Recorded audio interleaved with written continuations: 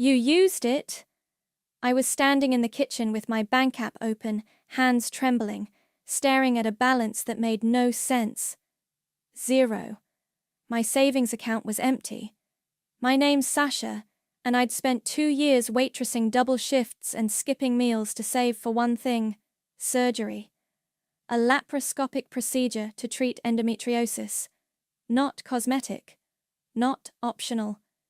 Just the only thing keeping me from waking up every morning feeling like my uterus was trying to kill me. And now, it was gone. I turned the phone screen toward my mom like it was evidence in a trial. "Where is it?" She didn't even flinch.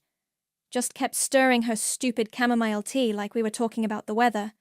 "Sweetheart, calm down. You're being dramatic." "Mom, where is my money?" She sighed and finally looked up. "We gave it to your brother." I blinked. "You what?" "For his trip. Europe. It's a once-in-a-lifetime opportunity, Sasha. He's never had the chance to see the world." I couldn't breathe. "That was my surgery fund. You knew that. You knew—" "Nigel deserves something good," she cut in, voice soft, like she was explaining bedtime rules to a toddler. "You're strong. You'll figure something out." I don't remember sitting down, but suddenly I was on the floor, knees hitting tile. The room tilted sideways. I felt like I was going to throw up. "You stole from me." "It's not stealing," she said, frowning. "We're family." I heard the front door open and close. Footsteps. Then Nigel strolled in, grinning, sunglasses on his head like he was already in Ibiza. "Yo, Sasha, thanks for the assist," he said, tossing his keys on the counter. "I owe you one." I stared at him. "You knew?" He shrugged. "Mom said you'd be cool with it. I mean, come on. You've been saving forever. It's not like you're dying." I stood up. "I'm in pain every day. You think I saved for fun?" "Oh my God," he groaned, rolling his eyes. "Why do you always make everything about you?" "Because it is about me." My voice cracked. "That money was mine." Dad walked in behind him, unbothered as usual. "What's all this yelling?" "She found out," Mom said with a little shrug. Dad looked at me like I was a problem he'd forgotten to solve. "Sasha, don't be selfish. Your brother's never had a real break. This trip could change his life." "Change his life?" I laughed, but it came out like a sob. "I was trying to save mine." "You're being emotional," he said, like that was a bad thing. "You'll figure something out. You always do." I looked around at the three of them, the golden boy, the enabler, and the man who never once asked if I was okay. "You're unbelievable," I whispered. Nigel smirked. "Are you seriously going to be mad about this forever?" I didn't answer. I just walked to my room, packed a duffel bag, and left. I didn't slam the door. I didn't scream. I didn't cry until I got to Bridget's apartment and she opened the door in her pajamas, eyes wide. "What happened?" "They took it," I said, and then I broke. Bridget held me while I shook. She didn't ask questions, just let me fall apart. We sat on her couch at 2 a.m., both of us wrapped in blankets, my face raw from crying. I showed her the screenshots, the empty account, the texts from my mom pretending like nothing was wrong. "They said I should be proud of him," I whispered. "That he deserves joy." "And you don't?" Bridget asked. I didn't answer. I didn't know how. The next day, I called the clinic and cancelled my surgery consult. Then I called them again and asked if they had any financial aid or trial programs. They didn't, but they gave me a number to try. And another one. And another. It took weeks, but I found a research hospital in Chicago running a study. They'd cover most of the costs if I qualified. Bridget helped me apply. I never went back home. A month later, I got an email from my mom. No subject line. Just, "Are you still mad about the money? You need to let it go. Nigel sent you photos from Prague. Isn't it amazing how happy he looks?" I stared at the screen for a long time. Then I hit delete. That surgery wasn't optional. Every day of waiting after that theft was pain multiplied by betrayal. I showed up at the house 2 weeks later, not because I wanted to, but because I needed answers. Closure. Something. Mom opened the door with a smile like I was a guest she hadn't seen in years. "Oh, you look thin," she said, pulling me into a hug I didn't return. "Are you eating? You know stress burns through calories." I stepped past her. "Where's Dad?" "In the den. Nigel's packing. He leaves next week." I walked straight into the den. Dad was in his recliner, watching a golf tournament like nothing had happened. "You stole from me," I said. He didn't even mute the TV. "We already talked about this." "No. You talked. I was too shocked to respond. So now I'm talking." He sighed, and finally turned the volume down. "Sasha, I don't know what you want from us. We made a decision. It was hard for everyone. It wasn't hard for me. It was hell." He stood up, arms crossed. "You think this was easy for us? Watching you spiral like this?" "I'm not spiraling. I'm surviving. You stole my savings for a surgery I needed. That's not a hard decision. That's theft." Mum walked in behind me. "Don't be dramatic." "Stop saying that," I snapped. "It's not dramatic to be angry you prioritized a vacation over my health." "It wasn't a vacation," Nigel said, appearing in the doorway with a duffel bag slung over his shoulder. "It's a cultural experience. You wouldn't understand." I turned slowly to face him. "You're right. I don't understand how someone can watch their sister suffer and still take everything she has." "Oh, come on," he groaned. "You think you're the only one with problems? I'm under a lot of pressure too." "You're going to Europe," I said flatly. "Yeah, and that comes with expectations. Networking, planning." "Networking?" I laughed. "You're going to bars and hostels." He rolled his eyes. "You're so negative." Dad stepped between us. "That's enough. Sasha, we're having dinner tonight. Your mother's making roast. Sit down, eat, and let's move past this."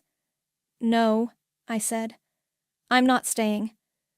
Mom's face dropped. "You're not coming to dinner?"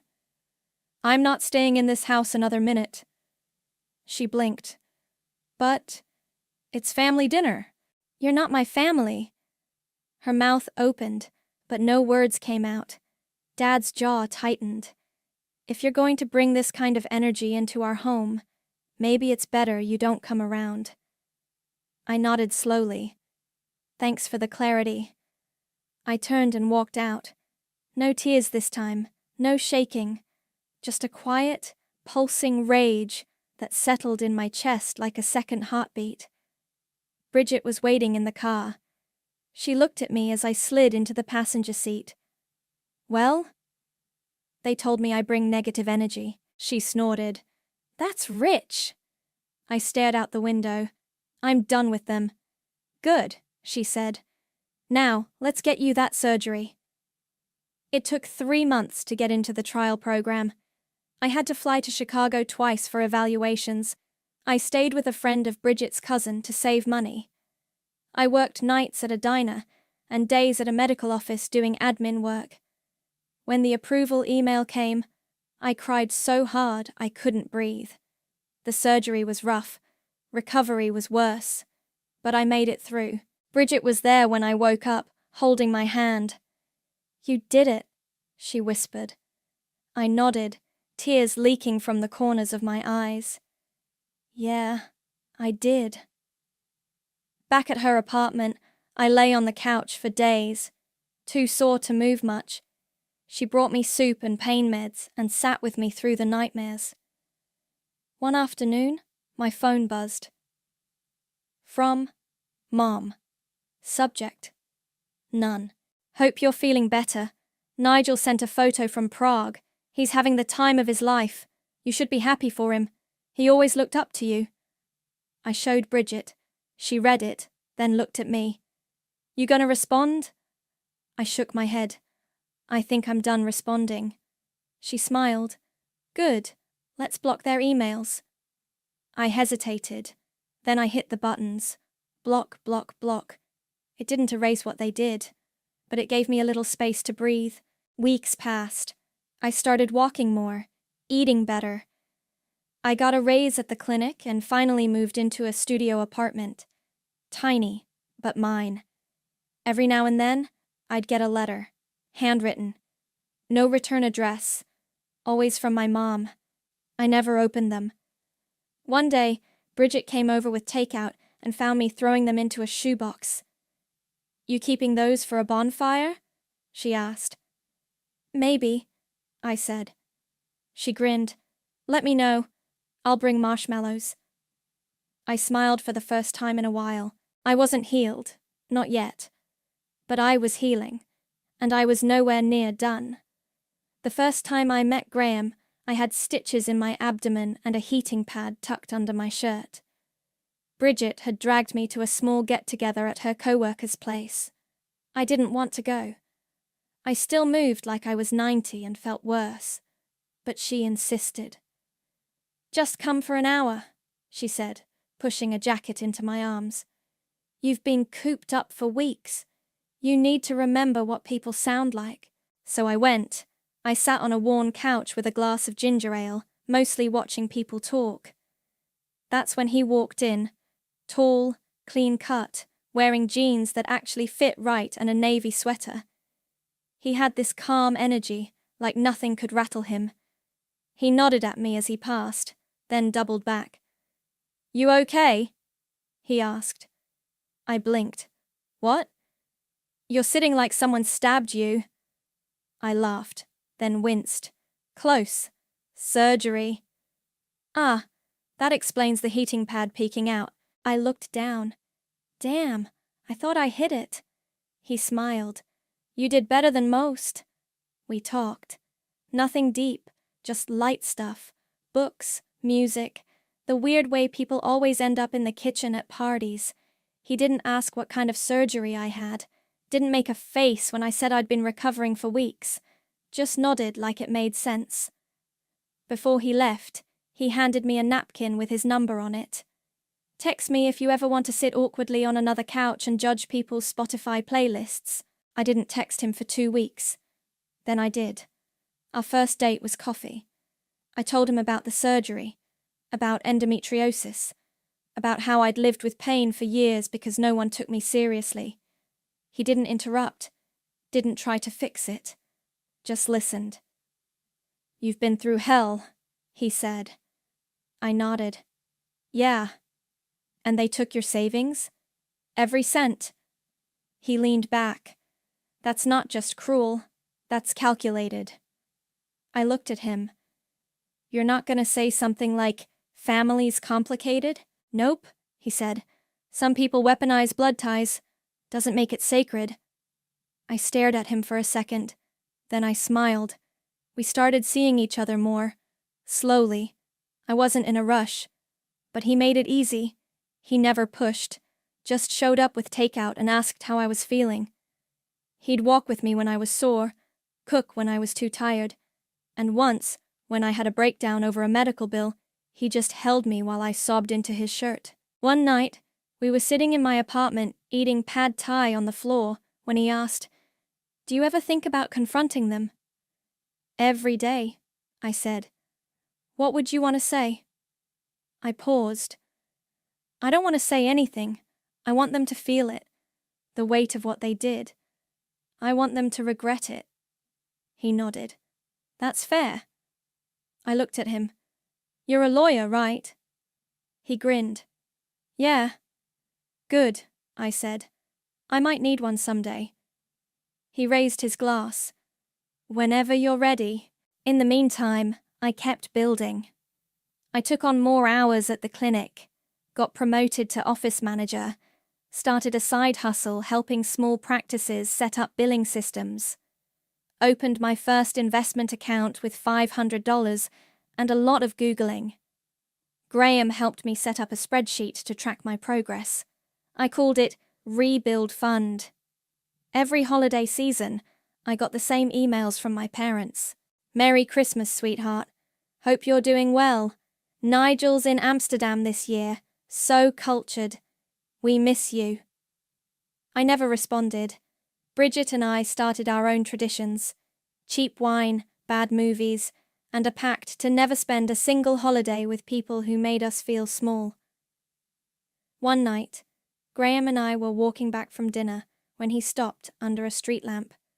"They'll come back," he said. I looked at him. "What? Your parents? Your brother? One day they'll need something. They'll pretend nothing happened. Try to act like it's all water under the bridge." I crossed my arms. "And?" He smiled. "Just make sure you're the one in the high chair." I didn't say anything, but something shifted in me then. I wasn't the girl on the kitchen floor anymore. I was the woman building her own table, and one day they'd come knocking, and I'd be ready. It started with a text from my cousin Leah. Did you hear about Nigel? Barcelona. It's bad." I stared at the screen, heart still, fingers cold. I hadn't heard his name in over a year, and now it was back like a bad rash. I texted back, "What happened?" "Arrested. Drugs. Debt. Something with that Teddy guy. Your mom's losing it." I didn't reply. 2 days later, there was a knock at my door. I opened it to find my parents standing there like ghosts. Simone clutched her purse like it was a life vest. Robert looked thinner, older, but the same cold eyes. "Hi, sweetheart," she said, voice trembling. I didn't move. "What do you want?" We wanted to talk," she said. "Can we come in?" I stepped aside. Let them walk into my apartment. My space. My walls. My couch. My rules. They sat down like they owned the place. Robert looked around. "You've done well for yourself." I stayed standing. "Is he in jail?" Simone nodded quickly. "Yes, Barcelona. It's a nightmare, Sasha. The charges are serious. He was set up." "By who?" She hesitated. "That Teddy boy. He disappeared. Left Nigel to take the fall." I crossed my arms. "And?" She blinked. "And he needs help." Robert cleared his throat. "We need help." I said nothing. Simone leaned forward. "You've built such a nice life. We're so proud of you." I laughed. "Proud? Yes," she said, eyes glassy. "You've always been so strong, so smart. We knew you'd land on your feet. You stole from me." Her lip quivered. "That was a mistake. We were just trying to give Nigel a chance." Robert cut in. "He's your brother. He needs us now. He's scared. Alone. And the legal fees—" "How much?" I asked. They paused. Simone looked at Robert. He nodded. 70,000, she said softly, to get him out. Maybe more for the trial. I whistled. "Wow. We wouldn't ask if it wasn't life or death," she said quickly. "We'll pay you back. Every cent." I tilted my head. "Like you paid me back for the surgery fund?" She winced. "We didn't know it would go that far. You didn't care." Robert stood up. "Look, Sasha, we're not here to fight. We're asking for your help. He's family." I walked to the kitchen, poured myself a glass of water, and drank it slowly. Let them sit in the silence. Then I turned around. "You hungry?" Simone blinked. "What?" "Dinner. I'll take you out. My treat." They looked at each other, confused but hopeful. "Really?" she said. "Sure," I said, smiling. "Let's go downtown. I know a place." We went to a sleek little restaurant with white tablecloths and wine glasses taller than my hand. Graham met us there in a navy suit, calm and collected. "This is Graham," I said. "My partner." Robert raised an eyebrow. "Partner?" "Lawyer," Graham added, shaking his hand. We ordered. We ate. They talked. I smiled, nodded, let them tell stories about Nigel as a child, about his potential, about how unfair the world was. Simone dabbed her eyes with a napkin. He just needs one more chance. After dessert, I reached into my purse and pulled out a folder, placed it gently on the table. "What's this?" Robert asked. I slid it toward him. "The Turner family account." He opened it, flipped through the pages, itemized losses, bank statements, therapy invoices, missed wages, emotional damages, stress interest, grand total, 112 and 315. Simone's face went pale. "What is this?" Graham leaned in. "A detailed record of what your daughter lost due to your actions." Robert looked up. "Is this a joke?" I stared him dead in the eye. "This is the cost of your family values." Simone's voice cracked. "You're charging us?" "No," I said. "I'm giving you a choice." Robert slammed the folder shut. "You can't be serious." "I'm dead serious," I said. "You pay me back, or you walk away, and don't ever contact me again." Simone looked at me with wide, wet eyes. "He could die in prison." I shrugged. "I survived without you. Let's see how he does." Robert stood. "We'll sue you." Graham smiled. "Oh, that would be wise. You want a jury to hear about how you stole your sick daughter's savings and used it to fund your son's drug-fueled vacation?" Robert's mouth opened, then closed. I stood up. "Dinner's on me. Think of it as interest." I walked out, Graham beside me, the night air sharp against my skin. He looked at me. "You good?" I nodded. "Let the accounting begin." The next morning, I got a text from my dad. "We need to talk. This is ridiculous." I didn't respond. Instead, I emailed them a scanned copy of the Turner family account. Same one I handed them at dinner, but with a new addition, a payment plan, 112,315, due in full or in monthly installments over 5 years, interest applied if late, legal representation listed at the bottom, Graham's firm. They didn't reply. 3 days went by. Then Simone showed up at my office. I was walking back from lunch, iced coffee in hand, when I saw her sitting in the lobby, dressed in beige and pearls, like she was going to a brunch, not begging for mercy. "Sasha," she said, standing up like we were old friends. I kept walking. "You can't be here. I just want to talk." "You've had years to talk. Please." Her voice cracked. "I'm your mother." I turned.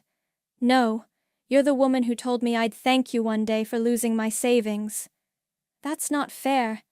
"I have the recording, Simone." Her mouth froze. "You recorded me?" "You bet I did. The day you told me I was being overly emotional about needing surgery, I saved every voicemail, every email, every lie." She looked around, flustered. "Can we go somewhere private?" "No," I said. "You want to talk? Talk here." She looked like she might cry. "We can't pay this. It's too much." "Then don't," I said. "But don't expect anything from me." She stepped closer. "He's your brother." I tilted my head. "And I was your daughter. That didn't stop you." She opened her mouth, but no sound came out. I turned and walked away. That night, Graham poured me a glass of wine while I sat on the couch with my laptop. "You sure you want to go through with this?" he asked. I nodded. "They need to feel it." He leaned back. "You know, legally, you're on solid ground. You've got the paper trail, the audio, the witnesses. But emotionally, this is a war." "I know," I said, "but it's one they started." The next week, I got a letter in the mail. No return address, but I recognized the handwriting. I opened it. Inside was a check for $5,000. First payment. No note. I showed Graham. He smiled. "Looks like they're taking the deal." I deposited it the next day. A month later, another check arrived. Then another. Every time I saw one, I felt something shift. Not joy, not revenge. Balance. One afternoon, Bridget came over while I was sorting receipts. She picked one up. "Therapy?" "Yeah," I said. I added it to the damages. She whistled. You really went full forensic accountant. They wanted a reckoning, I said. Now they've got one. She grinned. You're kind of scary. I love it. I laughed. I'm not scary. I'm just done being quiet. Later that week, I got a call from a restricted number. I let it go to voicemail. It was Nigel. His voice was hoarse, panicked. Hey, Sasha. I know we haven't talked, but I'm in a really bad place. I didn't know they took your money. I swear, I thought you were cool with it. Please, I need help. I'm scared. I stared at the screen, then hit delete. The next day, another email from Simone. We're doing our best. Can you lower the amount, please? We're selling the house. I forwarded it to Graham. He replied, Let them sell it. So I did. A week later, I got a notice from their lawyer confirming the sale. A larger payment followed. $25,000. Graham and I sat at the kitchen table, going over the new totals. You know, he said, you could stop this any time. Forgive the rest. I looked at him. Do you think I should? He paused. I think you should do what gives you peace. I nodded. This gives me peace. He raised his glass. Then here's to peace. We clinked glasses. That night, I pulled out the old shoebox of letters, the ones Simone had sent me over the years. I took them to the fireplace. One by one, I fed them to the flames, watched them curl and blacken and disappear. No more apologies, no more pretending, just clean, earned silence. And that was worth every cent. I met them at the same restaurant, same table, same white tablecloths. This time, I wore a black blazer and heels that clicked on the floor like punctuation. Graham sat beside me, calm as ever, a leather folder in front of him. Simone and Robert looked tired. Simone's hair was thinner, her eyes puffier. Robert had a limp I hadn't noticed before. Maybe age, maybe guilt. They didn't order food, just water. I didn't smile. Thank you for coming, Simone said, voice soft. I nodded once. Robert cleared his throat. We've paid almost half. You've paid $38,000, I said. That's a third. He frowned. We sold the house. We're renting now. That should count for something. It does, I said. It counts toward the debt. Simone leaned forward. Sasha, please. We're drowning. We've done what you asked. Can't you meet us halfway? Graham opened the folder. Actually, she already did. She dropped the interest rate. That's a compromise. Robert's jaw tightened. You're enjoying this. No, I said. I'm documenting it. He scoffed. You think this makes you better than us? No, I said. Just smarter. Simone reached into her purse and pulled out a small USB drive. She placed it on the table like it was a peace offering. What's this? I asked. Everything, she said. Photos, videos, letters. From Nigel. While he was traveling, he wanted you to see them. He said he was sorry. I stared at the drive, didn't touch it. Did he say sorry before or after he got arrested? I asked. Simone flinched. Robert stood. We're not here to be humiliated. Graham didn't even blink. Then don't humiliate yourselves. Robert pointed at me. You're punishing your own family. I stood slowly, pushing my chair back. You want to talk punishment? I reached into my bag and pulled out my phone, tapped a few times. Here. I hit play. The audio was old, but clear. Simone's voice. You're being dramatic, Sasha. You'll thank us one day. Nigel deserves this. You're strong. You'll bounce back. Simone gasped. You recorded me? I looked her in the eye. You made me. Robert's face turned red. This is Lo. No, I said. Lo was stealing from your daughter when she was in pain. Lo was calling her selfish for needing surgery. Lo was pretending for years like nothing happened. They were quiet. I slid a new document across the table. "This is the final agreement," Graham said. "You pay the remaining balance in structured monthly payments. No more delays. No more negotiations. If you miss even one, we take it to court." Simone's hand shook as she signed. Robert hesitated. I leaned in. "Or we can let a jury hear the recordings, the emails, the bank statements. Let them decide what kind of parents you are." He signed. I stood. "We're done here." Simone looked up. Can we ever fix this?" I paused. "You can finish paying. That's all." Outside, the air was crisp. Graham slid his sunglasses on. "You okay?" he asked. "Yeah," I said. "I feel clean." He smiled. "You were terrifying in there." I laughed. "Good." That night, I plugged in the USB. I watched one video. Nigel on a beach, holding a beer, yelling something about freedom. Another of him in Rome, dancing with strangers. A photo of him on a yacht, sunglasses crooked. Teddy in the background, flipping off the camera. I ejected the drive and tossed it in the drawer. Let the past rot quietly. The next morning, I got a call from an unknown number. I let it go to voicemail. Nigel's voice. "Hey, I heard you've been helping.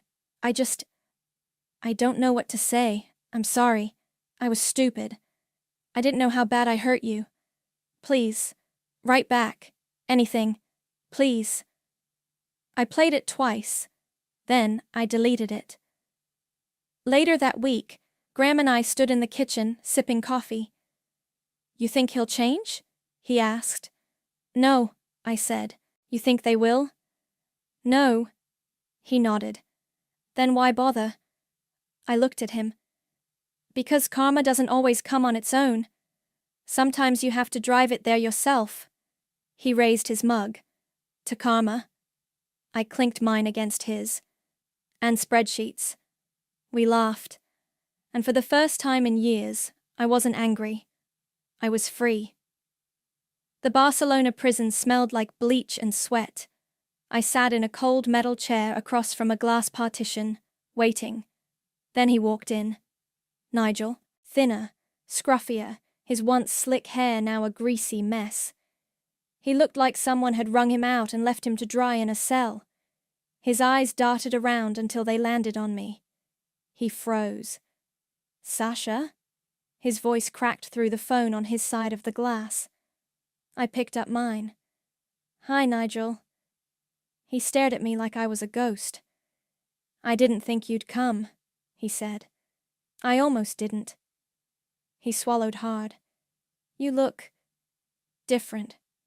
"Yeah. Healing will do that." He leaned forward. "I'm sorry. I'm so sorry. I didn't know what they did with your money. I thought you were cool with it. I swear." I raised an eyebrow. "You thought I was okay with giving up my surgery so you could party across Europe?" "I didn't know how bad it was. Mom said—" "Don't quote Mom," I cut in. "You were there. You saw me. You heard me crying in my room. You watched me limp around with a heating pad and thought I was just being dramatic." He looked down. "I was stupid." "Yeah," I said. "You were." He looked up, eyes red.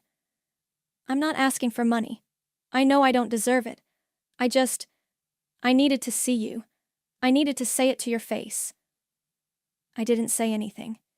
He pressed his palm against the glass. "I messed up. I know that now. Teddy bailed.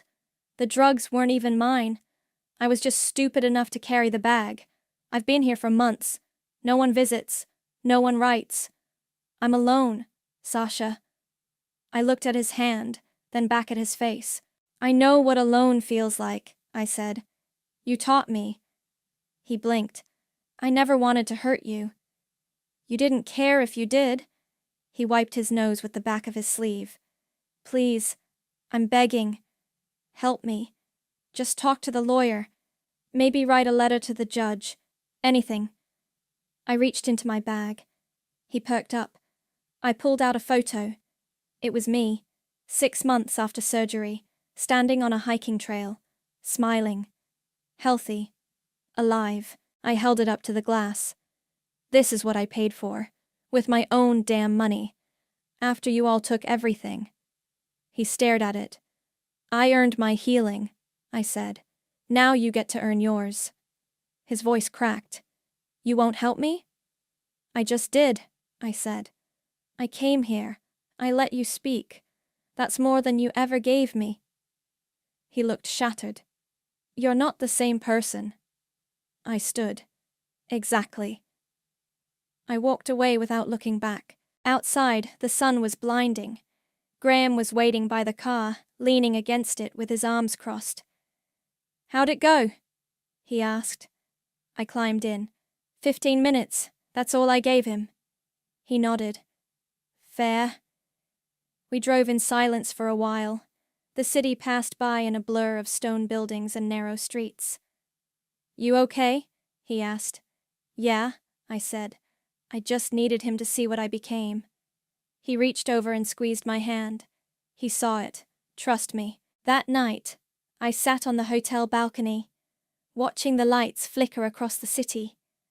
I thought about the girl I used to be, the one who begged to be seen, the one who cried alone in her room while her family toasted Nigel's adventures. She was gone, and I didn't miss her. Graham came out with 2 glasses of wine. To closure? He asked. I shook my head. To clarity. Closure's too soft. He smiled. To clarity. We clinked glasses, and for the first time in my life, I felt untouchable. I was pouring coffee in the kitchen when the letter arrived. Plain white envelope, no return address, same handwriting I'd seen 100 times before. Graham picked it up from the floor where it had slid under the door. Another one?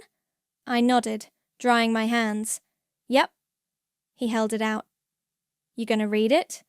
I took it, looked at the crease, then tossed it into the trash without opening it. That's a no, he said, smiling. That's a hell no. We were leaving for the airport in an hour. I zipped up my suitcase and glanced around the apartment one last time. Clean counters, folded laundry, a plant I hadn't killed yet. It didn't feel like a goodbye. It felt like a graduation. Bridget pulled up outside just as we were locking the door. She stepped out, arms open. You're really doing it. I hugged her tight. We're doing it. You helped build this. She pulled back, eyes glassy. You're gonna change lives, Sasha, I smiled. That's the plan. She handed me a little box. Don't open it until you land. I tucked it into my carry-on. Deal. The flight was long, but smooth. Graham slept most of the way. I stared out the window, watching clouds stretch like cotton pulled across the sky. At the new apartment, smaller, but with a view of the water, I opened Bridget's box. Inside was a silver bracelet. Simple, engraved on the inside. Family is who shows up. I sat on the edge of the bed, running my finger over the words. Graham walked in, suitcase in hand. You okay? I nodded. Yeah. He sat beside me. You ready for tomorrow? I exhaled. Let's do it. The auditorium wasn't huge, maybe 50 seats, all filled. Patients, caregivers, students. The kind of people who knew what it meant to fight for your health without a safety net. I stood at the podium, heart pounding. Hi, I'm Sasha, I began, and I want to talk to you about what happens when the people who are supposed to protect you don't. Heads nodded, eyes locked on me. I was 22 when I started saving for surgery. I had a condition that made every day feel like a war inside my body. I worked 2 jobs. I skipped meals, I planned every dollar, and then one day my parents emptied my account. A few gasps, a few heads shaking. They gave the money to my brother for a trip to Europe because they said he deserved a life-changing experience. I paused. That was the day I stopped being their daughter, and started becoming my own person. The room was still. I found another way. I got into a clinical trial. I rebuilt my life. And years later, when they came back, broke, desperate, asking for help, I gave them something else. I held up a folder, an invoice. A few people laughed. A few clapped. I didn't scream. I didn't beg. I made them look at every dollar they took, every hour I spent in pain, every therapy session, every missed paycheck. I held them accountable, and I walked away. I looked around the room. You don't have to forgive people who never earned it. You don't have to carry their guilt. You can let go and still win. When it was over, people lined up to talk. A woman hugged me and whispered, "Thank you for saying it out loud." A man with tears in his eyes said, "I thought I was the only one." That night, Graham and I sat on the balcony, wine in hand, city lights flickering below. "You were incredible," he said. I leaned against him. I just told the truth. That's what made it powerful. My phone buzzed. I glanced down. Another message from Simone. "We made the final payment. I hope one day you'll let us explain." I looked at it for a second, then hit delete. Graham raised an eyebrow. "Another one?" "Yeah, she wants to explain." He sipped his wine. "Do you care?" I smiled. "Not even a little." A breeze rolled in, soft and warm. I looked out at the skyline, then back at him. "They taught me what family isn't," I said. He looked at me. "And what is it?" I reached for his hand. "Family is where love lives. So I made mine with people who never made me beg for it."